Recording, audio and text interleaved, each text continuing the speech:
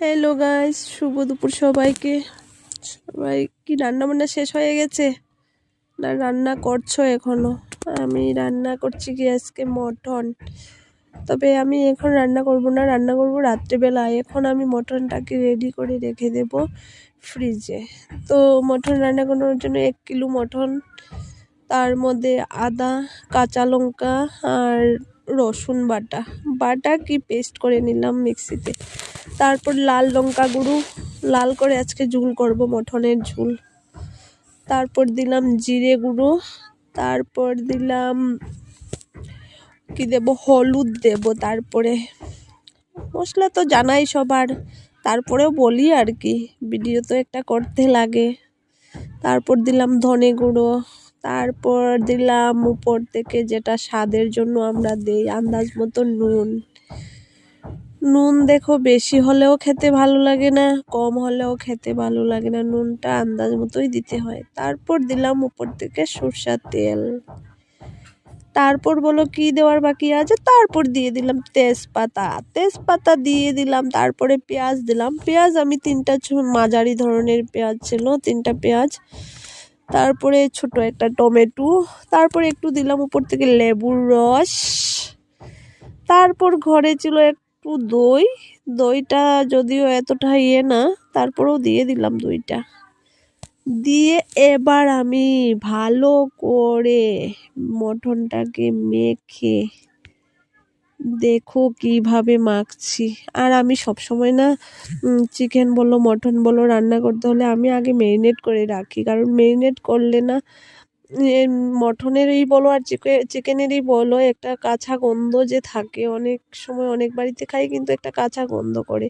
একটু লেবুর রস আর দই দিলে ওই গন্ধটা থাকে না। আর ম্যারিনেট করে যদি তোমরা অনেকক্ষণ রেখে দাও, ঘন্টাখানেক, তাহলে কিন্তু কোনো গন্ধই থাকে না, একদম খুব ভালো লাগে খেতে আর সফটও লাগে। আমি তো এখন মেখে আমি রেখে দেবো ফ্রিজে, রাত্রেবেলায় রান্না করব। দেখো কি সুন্দর ম্যারিনেট হয়ে গেছে। আর ম্যারিনেট করলে কি হয়, মানে নুন লঙ্কা সবই ঢুকে আর কি, চিকেনেই গো আর মটনেই বলো।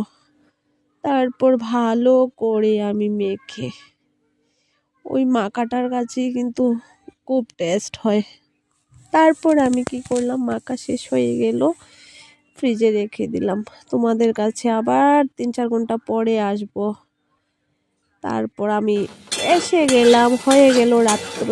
দেখো আলুগুলো ভেজে নিচ্ছি।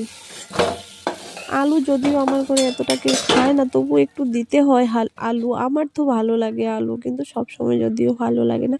তো আলুর কড়াইটা আমি আর ধুইনি, আলুর কড়াইতেই আমি সরষা তেল দিয়ে দিলাম। যেহেতু মটন করছি আমি সরষা তেলটাই বেশি খাই, সরষা তেলটাই বেশি ইউজ করি।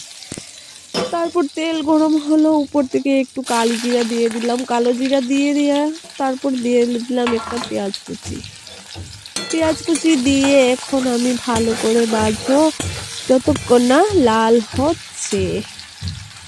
আর বলো তোমাদের কি খবর, তোমরা কি রান্না করছো? আমি তো এটাই করছি।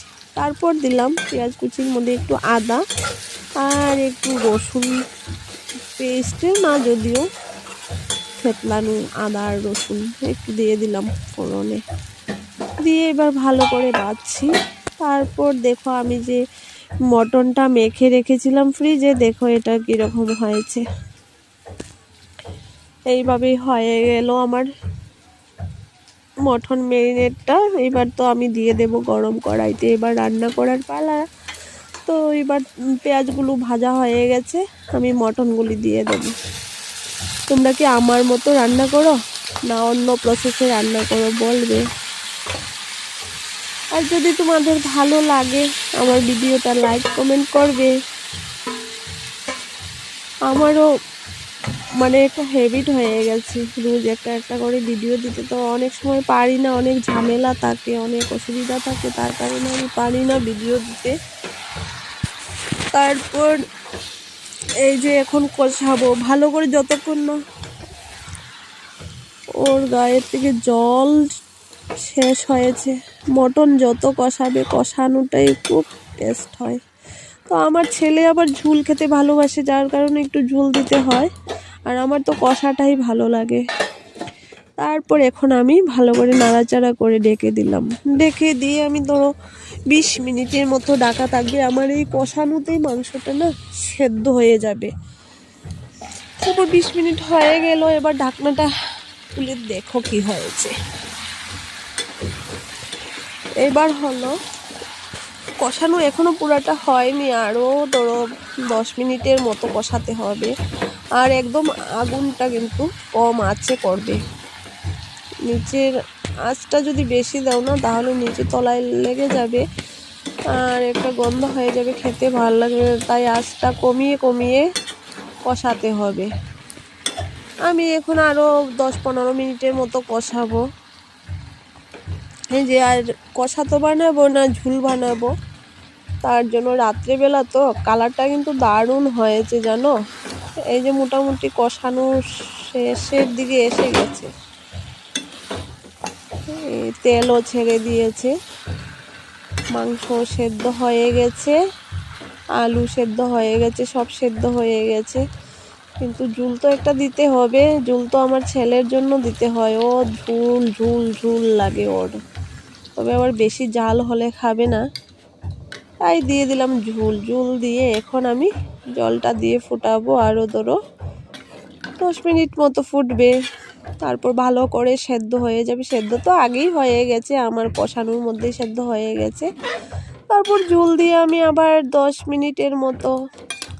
আর দেখো না, ও টুকটাক টুকটুক শব্দ হচ্ছে, উপরে আমার কাজ হচ্ছে, উপরে ওরা কাজ করছে তো শব্দ হচ্ছে। এখন জল দিয়ে আমি আবার ডেকে দিলাম ধরো 10 মিনিটের মতো ডেকে দিয়ে এখন আমি এই যে ঢাকনা উঠিয়ে নিলাম। দেখো এই হলো মটনের ফাইনাল লুক। এখন কি দেওয়ার আছে বলো? গরম মশলা। গরম মশলাটা একটু দিয়ে দিলাম। গরম মশলাটা আমি নিজেই করে রেখেছি। দারচিনি, এলাচ, তারপরে লং, তারপর জয়িত্রী, তারপর বড় এলাচ সবগুলো শুকিয়ে ভালো করে মিক্সিতে আমি মানে গুঁড়ো করে নিয়ে নিলাম গরম মশলাটা। দারুণ হয় নিজের হাতে বানানো গরম মশলা। দেখো হয়ে গেছে কিন্তু মটনটা হয়ে গেছে। কে কে খাবে চলে আসো। যদি তোমাদের আমার ভিডিওগুলো ভালো লাগে তাহলে লাইক এবং কমেন্ট করবে। বড়দেরকে ভালোবাসা এবং বড়দেরকে প্রণাম এবং ছোটদেরকে ভালোবাসা দিয়ে গেলাম। তোমরাও আমাকে আশীর্বাদ করবে, বড়দেরকে বলছি। ছোটরাও আমাকে ভালোবাসা দেবে। হয়ে গেল আমার মটনটা, এবার তো আঁচ কমিয়ে দেব। ভালো করে হয়ে গেছে। থ্যাংক ইউ সবাইকে।